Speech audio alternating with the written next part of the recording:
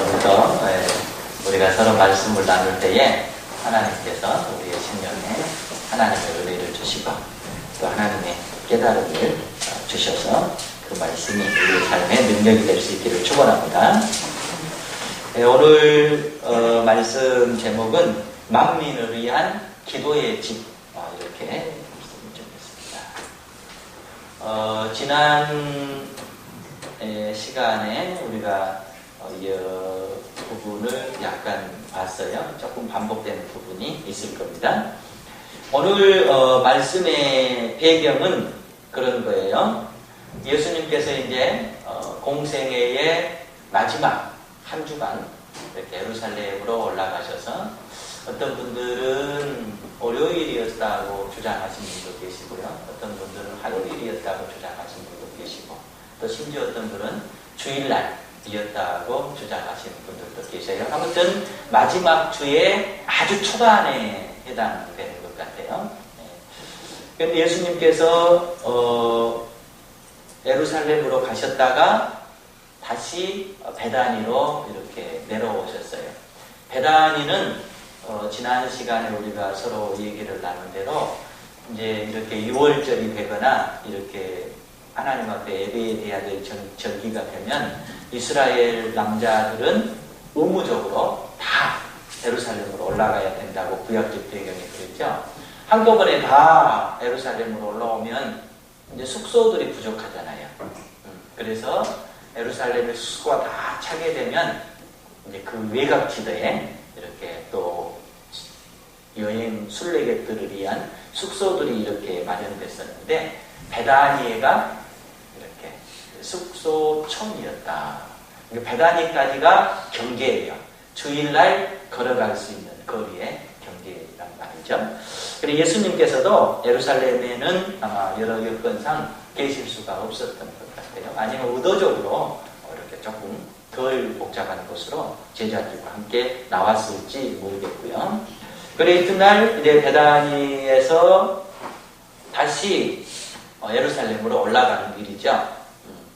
올라가는데 아침에 아마 아침일 것 같습니다. 이튿날 그들이 베다니에서 나왔을 때에 예수께서 시장하신지라. 그러니까 예루살렘을 향해 올라가다가 지나는 길에 무화과 나무를 봤어요. 이 이스라엘 땅에는 무화과 나무가 굉장히 흔하다고 그렇게 얘기를 합니다. 그래서 지나가시다가 무화과 나무를 보고 열매를 이렇게 따서 좀 드실까 했었는데 가서 보니까 잎사귀만 많이 있고 열매는 없는 겁니다. 그래서 그냥 예수님께서 지나가셨으면 좋으련만 그냥 그 나무를 저주해버려요. 14절에 보면 예수께서 나무에게 말씀하여 이르시되 이제부터 영원토록 사람이 내게서 열매를 따먹지 못하리라. 이게 무슨 말이죠? 그 나무가 열매를 맺지 못할 것이다. 그러니까 나무로서의 사명을 감당하지 못할 것이고 나무로서의 존재 가치가 이제는 없을 것이다. 저주하신 이유가 뭐예요? 열매가 없어서였어요. 나무. 여러분 나무에 대해서 잘 아시는 분 계신가요? 나무는 우리가 얼른 상식적으로 생각해 보면 여러 가지 기능들이 있죠. 자, 나무의 기능이 뭐겠어요? 나무의 종류를 우리 한번 생각해 봅시다. 우리 조경학자는 아니지만 나무가 자, 얼른 우리가 생각해 볼 때에 나무 용도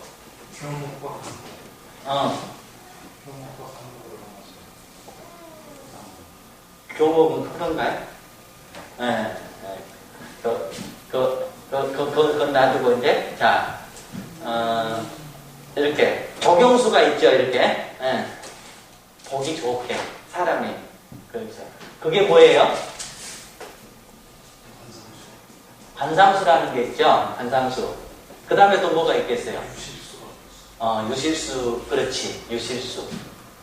니은 유실수면 그렇죠. 유실수. 그 다음에 또 하나 있을 것 같아요. 그냥 뗏목령. 그냥 목재용. 그죠? 네. 목재용. 자, 나무 용도는 뭐 더 있겠지만, 뭐 우리가 얼른 상식적으로 봤을 때 이 정도 있을 것 같아요. 이렇게 보기 위해서 조경수 같은 거, 정원에 심어놓은 것들, 그것은 뭐 열매를 목적으로 하지 않잖아요. 이렇게 보고 아름답다, 참 좋다 이런 것들. 그 다음에 유실수는 감나무 같은 거는 누가 관상수를 안 심잖아요. 오로지 열매를 위해서 심는 것이죠. 그런가 하면 또 관상수도 아니고 유실수도 아니고 오로지 목재용으로 하는 것도 있겠죠. 지금 무화과 나무는 뭐겠어요? 여기에 보면은 오로지 유실수란 말이에요. 무화과 나무는 여기에 해당되는 것이죠. 그러니까 관상수도 아니에요. 우리 집 당구를 심어놨는데 조그만하게 컸는데 뭐 관상수로서는 아니에요. 그냥 오로지 유실수요. 그렇다고 목재용도 아니에요. 오로지 이것만 하는 것이죠. 자, 그러면 이제 제가 지금 여러분과 나무를 공부하려고 하는 것이 아니라 주님께서는 가끔 우리를 나무에다가 비유해요. 그렇죠? 열매를 잘 맺으면, 그러니까 나무는 열매로서 좋은 것과 나쁜 것을 알 수 있듯이 사람도 그 열매를 보고 안다. 이렇게 주님께서 비유하셨죠. 자, 그러면 이제 저와 여러분, 사람은 여기에서 보면 어디에 해당되겠어요? 관상수에 해당되겠어요? 아니면 유실수에 해당되겠어요? 목재에 해당되겠어요? 목재용에 해당되겠어요? 그렇죠. 우리는 유실수에 해당된단 말이에요. 우리는 어디에 해당되냐면은, 우리 사람은 여기에 해당되는 거예요. 그러니까, 우리 사람을 나무로 본다라고 한다면, 우리의 존재 목적은 뭐냐면은, 관상수가 아니에요. 우리가 뭐 세상에 나가가지고, 나 예쁘다, 아름답다, 이거 비춰주려고 그런 거 아니잖아요. 그렇잖아요. 그렇다고 목재용도 아닌 것이죠. 그냥 유실수에 해당돼요. 그러니까, 예수님께서 무화과 나무의 존재 목적은 열매를 맺기 위함인데 열매를 맺지 못하니까 그의 기능을 딱 정지시켜 버리잖아요. 그런 것처럼 우리도 이 세상에서 우리가 주님 안에서 살면서 열매를 맺지 못한다라고 한다면 우리는 어떻게 되냐면은 우리의 기능을 상실해버리게 된다. 우리의 기능을. 그러니까 저와 여러분이 이 땅에 살면서 우리가 맺혀야 될 열매들을 잘 맺혀야 돼요. 여러분은 여러분으로서의 열매를 잘 맺혀야 되고 저는 저로서의 열매를 잘 맺혀야 되고 또 신앙인은 신앙인으로서의 열매를 잘 맺혀야 되고 여러분들이 가정에서 가장이면 가장으로서의 열매를 잘 맺혀야 되고 또 어머니면 어머니로서의 열매를 잘 맺혀야 되고 우리 할머니 집사님 계십니다만은 할머니 노년 때는 또 노년으로서의 열매를 잘 맺혀야 되고 그런다고 감 이고 댕기지 말고요. 열매를 잘 맺혀야 되고 또 우리가 직장에 가게 되면 직장에서도 열매를 잘 맺혀야 돼요. 그럼 제가 이 부분을 놓고 곰곰이 생각해 봤어요. 과연 사람이 열매를 맺혀야 하나님 안에서 올바른 그 하나님의 자녀로서의 사명을 감당하는 건데 열매를 맺는다라고 하는 것이 뭘까? 열매. 자, 내 삶에 열매가 있냐 없냐 우리가 한번 체크해 봐야 될 필요가 있어요. 내 삶이 지금 열매를 맺고 있는 삶이냐 안 맺고 있는 삶이냐 어때요? 어떻게 내 삶이 열매를 맺냐 열매를 맺지 않느냐 누군가가 그렇게 얘기를 했어요. 자기의 삶에 열매를 맺힐 수 있나 맺힐 수 없나 체크리스트가 있대요. 체크리스트가 있는데 한 4가지 정도를 얘기를 했어요. 제가 그대로 전할게요. 자, 내 삶에 열매를 맺나 안 맺나 체크를 해볼 수 있는 그 기준이 있는데 하나가 뭐냐면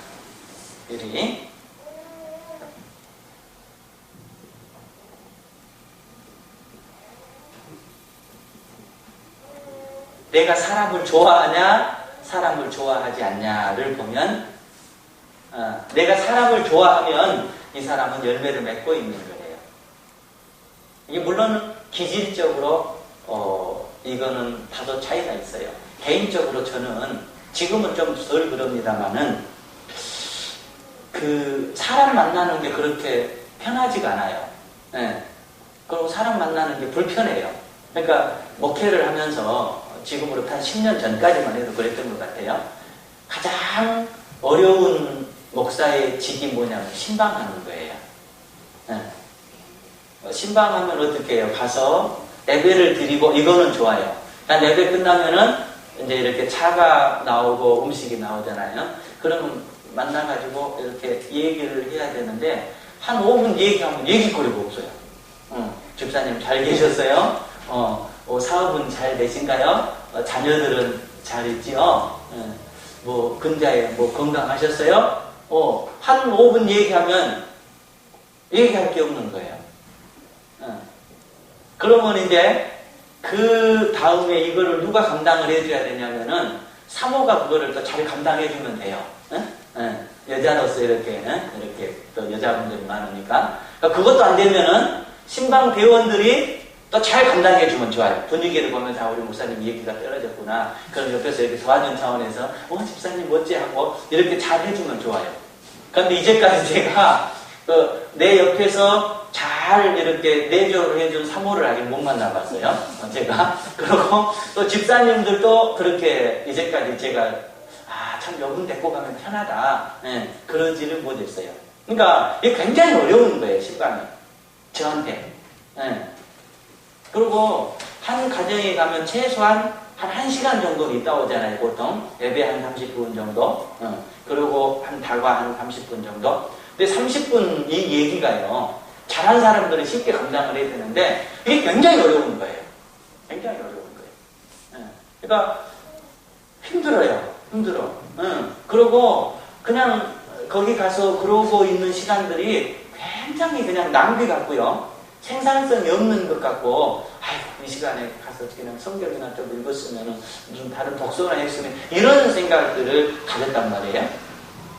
분명한 건 제게 있어서 그때의 시기는 열매가 없었던 시기예요. 그런데 지금은 사실 많이 좋아졌어요. 많이 꾸준히 노력을 해요. 그거를 제가 언제 알았냐면은 그러니까 청년 때 알았어요. 내가 내성적이고 이렇게 사람 만나는 걸 싫어하고 그러니까 끊임없이 노력을 했어요. 고치려고. 그런데 지금도 어떨 때는 잘 안 돼요. 여러분들하고 친하잖아요. 여러분 안 친한지 모르겠는데 아무튼 저는 친해요. 여러분하고. 그러니까 나는 사람이 된 거야 지금. 그런데 이렇게 처음 만난 사람하고 기억하면 잘 안 돼요. 지금도. 그러니까 이걸 보면 안 돼요. 여러분들이 이렇게 사람이 좋냐? 그럼 난 사람이 좋아. 이러면은 이거는 열매를 맺고 있는 거예요. 그러니까 여러분들이 사람이 많이 좋아질 수 있기를 바래요. 사람들이 좋아야 돼요. 그 다음에 하나가 뭐냐면, 근데 이것과 비슷한 얘기인데요. 두 번째는 사람이 사랑스러운가래요.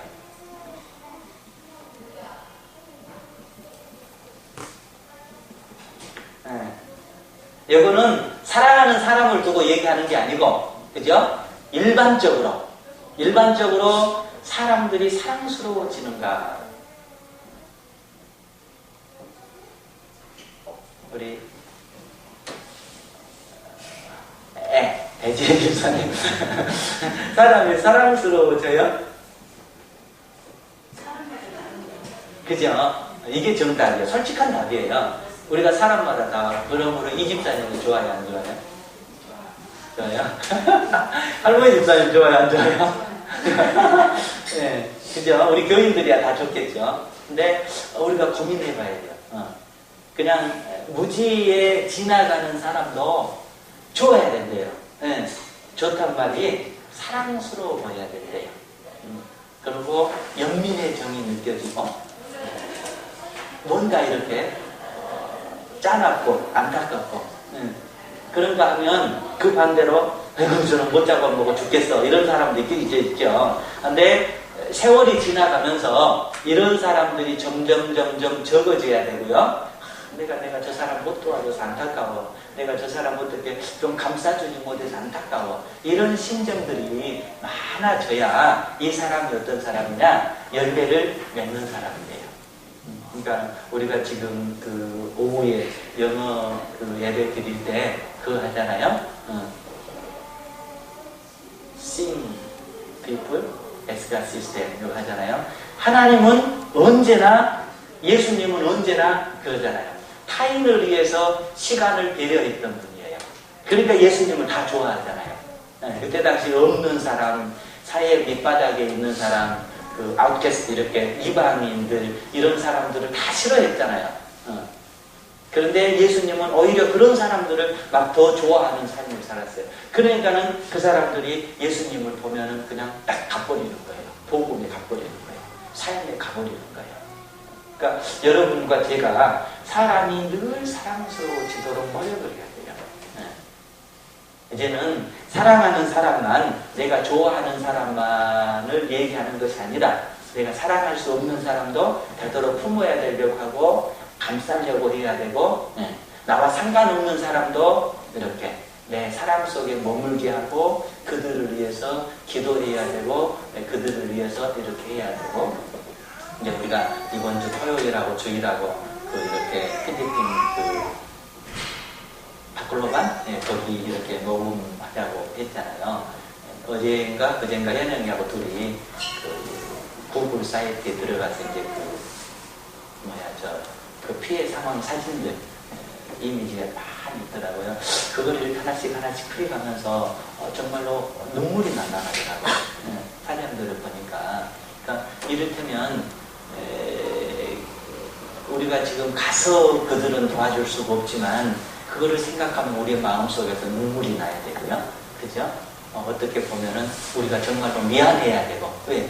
그들은 고생하는데 우리는 안 고생하고 있고. 그러니까 이런 것들이 우리가 삶의 열매를 맺어가고 있다라고 하는 증거예요. 그 다음에 또 하나가 있는데, 이거는 뭐냐면은 반대로 다른 사람들이 나를 좋아하는가? 사람들이 날 좋아하는가?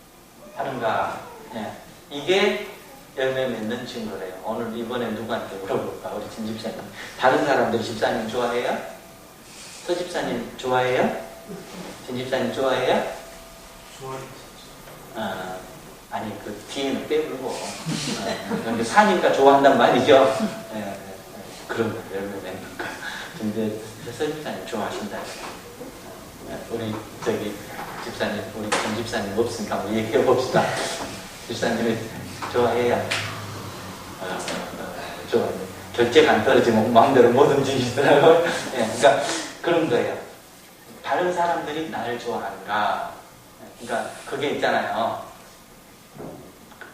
딱 갔는데 막 좋은 분위기 속에 뭔가 이렇게 있는데 내가 싹 들어갔는데 분위기가 찬물 끼얹듯이 쫙 해버린 것 경험해봤어요 혹시? 그러면 안 된다 이런 의미겠죠? 그죠? 또 반대로 그죠? 하나 더 있어요. 자 어떻게 되냐면은 내가 가면 분위기가 어쩌냐 이거예요. 내가 그곳에 들어가면 분위기가 업되냐 아니면 다운되냐. 내가 들어갔는데 분위기가 싹 가라앉아버린 경우가 있고, 또 반대로 내가 가면 분위기가 싹 살아나는 게 있거든요. 그러니까 여러분들이 어디서나, 또 제가 어디서나 교회에서도 뭔가 이렇게 좋은 분위기에 영향을 미치고 분위기를 살리려고 하고 이렇게 하고 있으면은 내가 열매를 맺고 있는 거예요. 근데 괜히 나만 가면 분위기가 싹 죽어버려. 나만 가면은 사람들이 시시하고 흩어져 버려. 만약에 그렇다라고 한다면은 그거는 열매와 문제가 있다. 이 정도를 가지고 내 삶에 열매를 내가 맺고 있다, 안 맺고 있다를 체크해 볼 수 있다라고 하는 제가 글을 본 적이 있어요.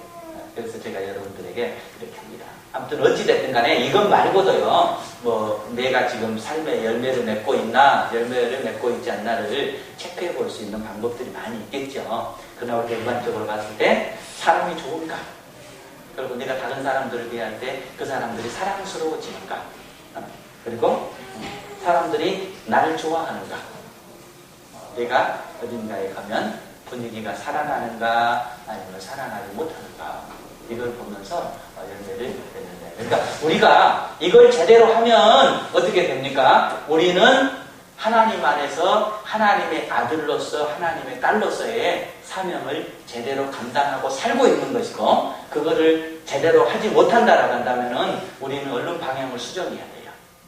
우리의 심성도 바꿔야 되고요, 우리의 기질도 바꿔야 되고요, 우리의 성격도 바꿔가지고 우리가 이러한 삶을 살 때 무화과가 나무를 맺는 것과 똑같다, 이 말입니다.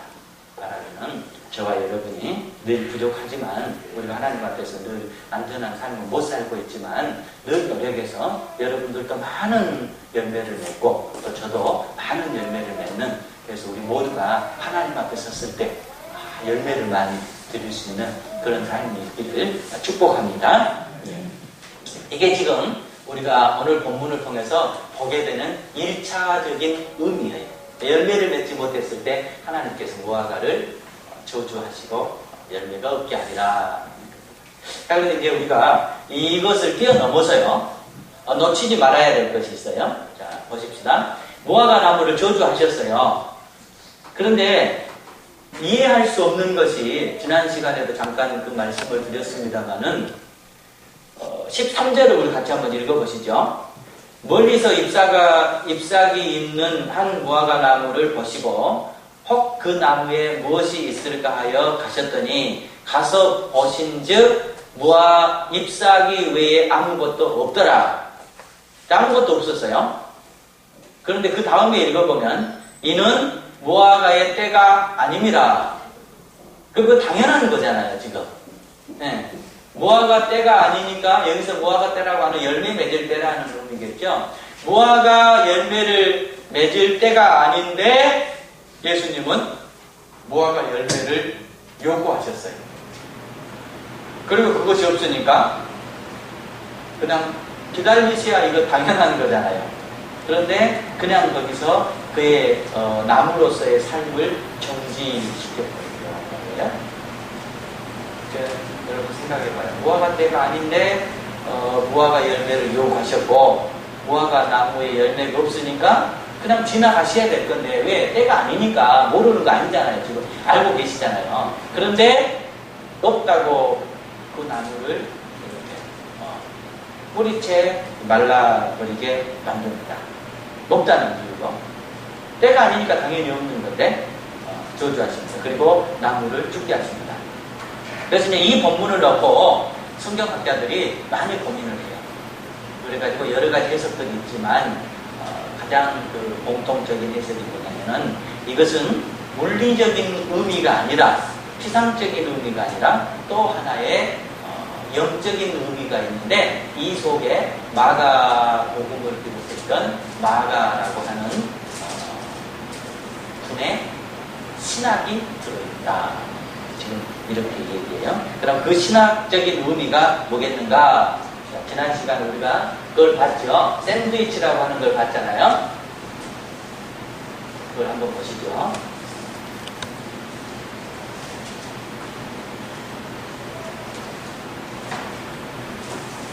오늘 본문은 세 부분으로 우리가 나눌 수 있죠. 첫 부분이 어디서 어디까지일까요? 네, 12절에서 14절이죠.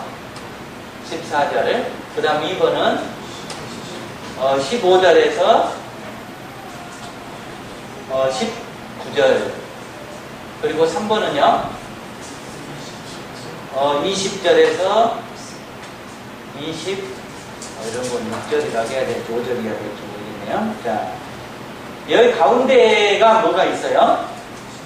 성전을 깨끗게 하신 예수님의 그 성전 청결 사건이 나오잖아요. 그래서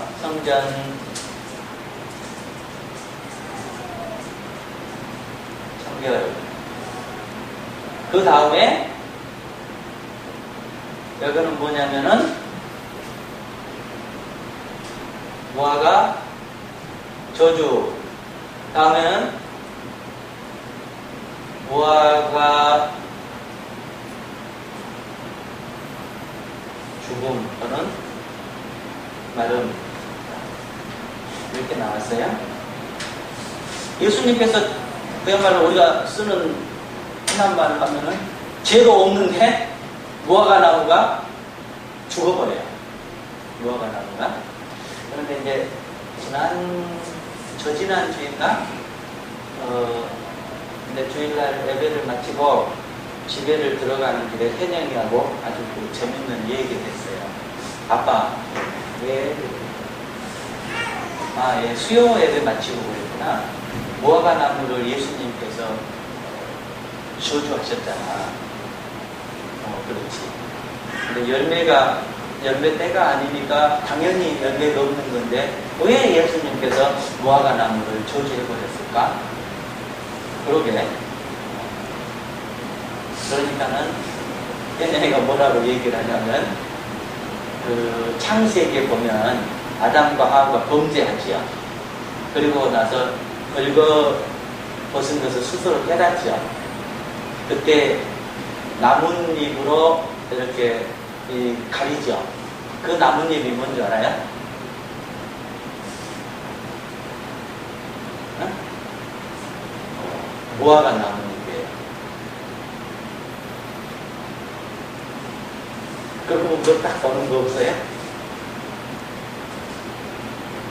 그러니까 현영이 말에 의하면 그 죄를 지었는데 자기의 죄를 하나님 앞에 드러내놓고 해결하려고 하는 게 아니라 무화과 나무 잎을 가지고 자기의 치부를 가렸다. 그죠? 그러니까 하나님께 이게 합당한 것이 아니다. 무화과 나무가 합당한 역할을 하도록 도와주는 것이 아니다. 그러니까 이것도 범죄했단 말이에요. 나무가 아담과 하와의 죄를 딱 가려줬으니까. 그러니까 예수님께서 상징적으로 무화과 나무를 저주해버린 것 같다. 말돼요? 그 얘기를 듣고 그럴 수도 있겠다. 제가 그랬어요. 물론 영리한 사람들은 그렇게 할 수도 있어요. 근데 이제 이거는 그냥 사담이고요.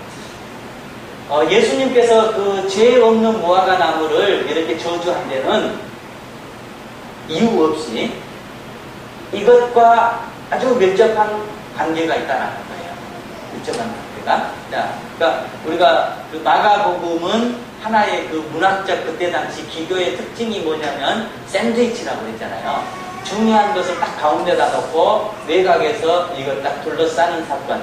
우리가 지난 그 초반전에 많이 봤잖아요. 이런 모습들을. 그러니까 이것을 샌드위치 기법이라고 하는 거예요. 성전 청결 사건을 가운데다 딱 놓고 무화과 나무 사건이 사실은 이게 빠져야 돼요. 그리고 이게 이렇게 가야 자연스러운 건데 의도적으로 가운데다가 성전 청결 사건을 놓고 무화과 나무 전반부 그리고 무화과 나무 후반부를 분리해서 요 사이에다가 놓고 배치했다. 이게 마가가 의도적으로 지금 우리에게 얘기를 해준다. 자, 그러면 이것을 어떻게 우리가 이해해야 될 거냐? 이것은 잎만 무성한 무화과 나무는 뭘 상징하는 거냐? 뭘 상징하는 거냐? 당시에 제대로 기능을 감당하지 못하고 당시에 제대로 사명을 감당하지 못한 유대교, 더 구체적으로 얘기하면 오늘로 보면은 성전을 의미한다는 거예요.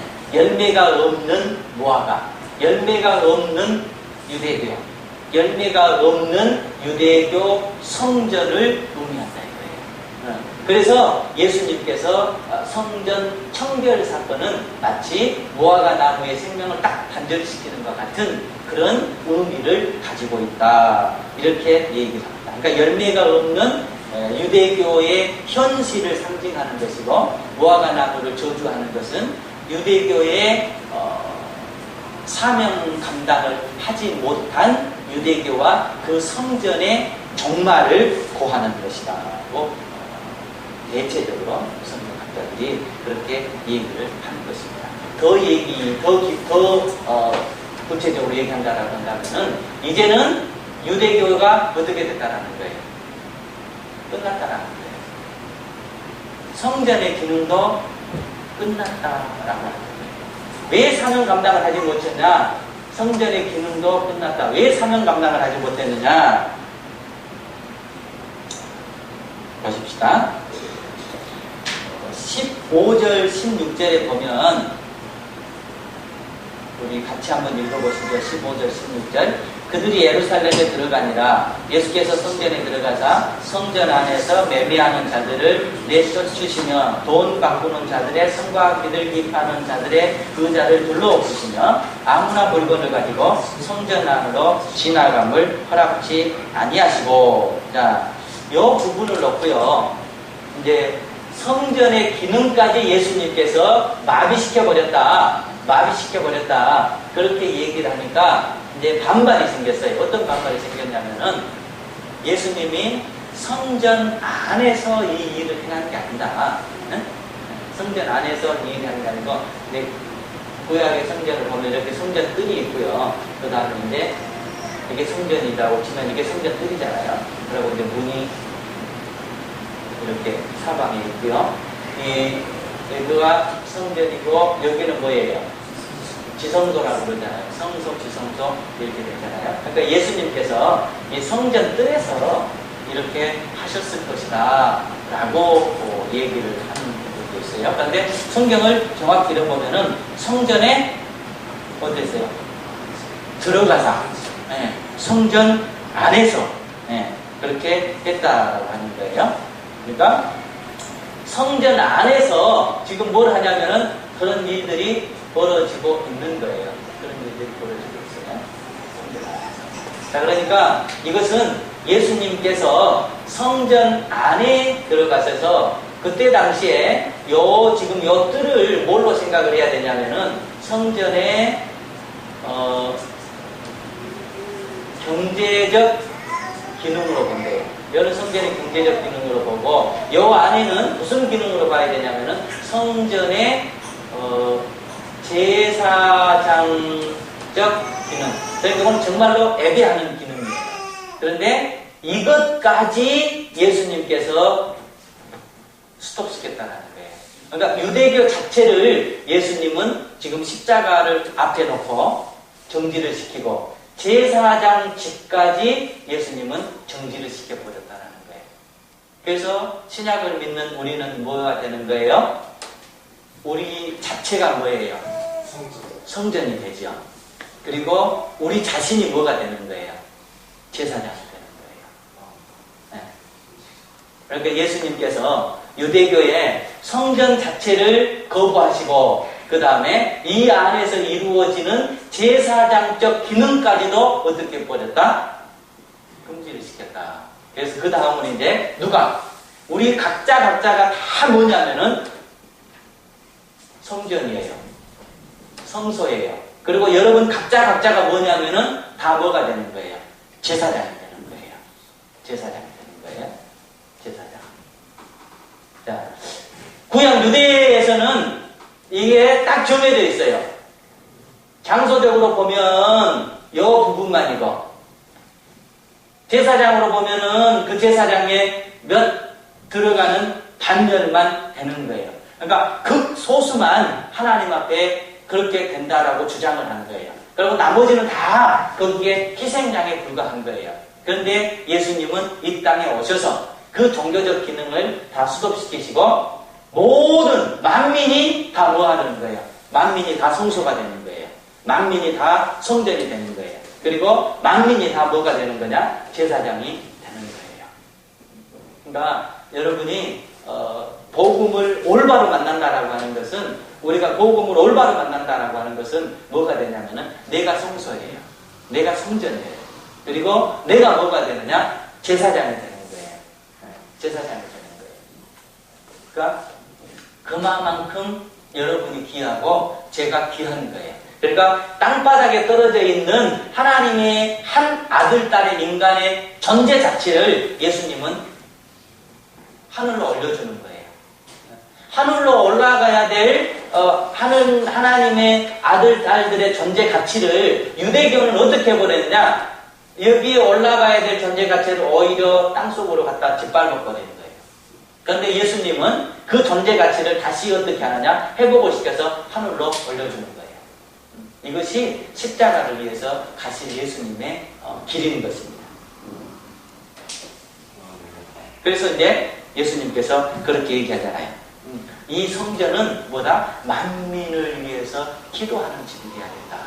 근데 그것을 감당하지 못했던 거예요. 그러니까 오늘날도 사실은 그래야 돼요. 여러분과 제가 지금 이 교회에서 하나님을 섬기고 있습니다. 저도 마찬가지고 여러분도 마찬가지고 우리가 이 교회에서 만민을 섬기며 만민을 위해서 기도하는 자세로 신앙생활을 해야 돼요. 이게 교회의 목적입니다. 이거는 공동적인 교회의 목적이에요. 그런가 하면 여러분 각자 한 사람, 제 한 사람의 또 성전이잖아요. 해야 될 일은 뭐냐면 똑같은 거예요. 만민을 위해서 기도해야 돼요. 만민에게 복음을 증가하면서 내가 하나님의 사랑을 증가하는 그런 요거는 집합체적 성전의 기능이고, 개인적인 성전의 기능은 또 내 한 사람이 만민을 위해서 기도하고 만민을 위해서 사랑을 베풀고 만민에게 하나님의 사랑을 증거해주는 역할을 감당해야 되는 것입니다. 그것이 지금 그 다음에 나와 있는 거예요. 자, 그래서 이제 그렇게 주장하는 예수님을 맞서는 유대인들의 표정이 어디에 나오냐면은 18절에 나와요. 같이 읽어보십시다. 제사장들과 서기관들이 듣고 예수를 어떻게 죽일까 하고 꾀하니 이는 무리가 다 그의 교훈을 놀랍게 여기며 그를 두려워하더라. 그렇게 주장하는 예수님의 맞서는 유대인들의 그 예수님을 다루는 대항이 뭐예요? 뭘로써 어떻게 하면은 죽여버릴까? 이렇게 되는 거죠. 그러니까 사실은 그렇게 얘기를 해요. 이 사건은 예수님께서 처벌의 사건이 아니라 유대의 종교에게, 유대의 지도자들에게 주님께서 주시는 마지막 기회였다는 거예요. 마지막 기회였는데 그 기회를 어떻게 놓쳐버려요? 죽이려고 함으로 놓쳐버리게 된 것이죠. 그런데 이제 죽이려고 하는 그 유대인들에 맞서서 사람이 죽음이 두렵잖아요. 그럼에도 불구하고 예수님은 그 길을 계속가요. 그 길을 계속가요. 그리고 제자들에게 하는 말이 뭐라고 얘기하냐면은 22절에서 예수께서 그들에게 대답하여 이르시되 하나님을 믿으라. 그러니까 하나님의 믿음을 가지고 이 길은 계속 가야 된다고 하는 말인 것입니다.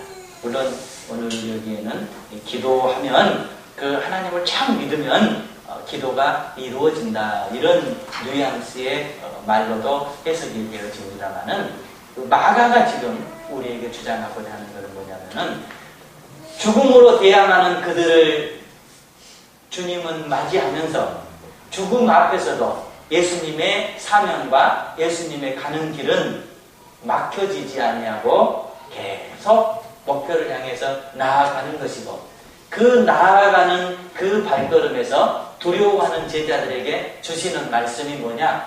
하나님을 믿으라는 거예요. 그 나아가는 길에 하나님을 붙잡고 나아가면 하나님께서 함께 하시고 하나님께서 지켜주시고 하나님께서 보호하셔서 그 사명이 결국은 이루어질 것이다. 이런 말씀의 의미를 가지고 마가가 이렇게 샌드위치 기법을 가지고 우리에게 소개하고 있다라고 하는 것입니다. 오늘 말씀의 결론을 맺자면 그런 것입니다. 여러분 한 사람 한 사람이 다 성전입니다. 제 한 사람이 성전입니다. 여러분 한 사람이 제사장입니다. 제 한 사람이 제사장입니다. 제사장은 뭐냐면 죄 지은 사람들의 죄를 몽땅 모아가지고 하나님께 드리면서 죄를 해결해 주시는 사람이 제사장이에요. 저와 여러분이 그 역할을 이 땅에서 감당해야 돼요. 세상의 죄 때문에 제 삶을 제대로 살지 못한 사람들, 세상의 여러 가지 죄악 때문에 제대로 삶을 살지 못한 사람들, 예수님을 알지 못해서 제대로 살지 못한 사람들, 이 사람들을 다 몽땅몽땅 해가지고 내가 손을 잡고 하나님 앞에 제사장으로 나아가는 것, 이것이 우리의 사명입니다. 저와 여러분이 이 사명을 잘 감당할 수 있기를 축원합니다.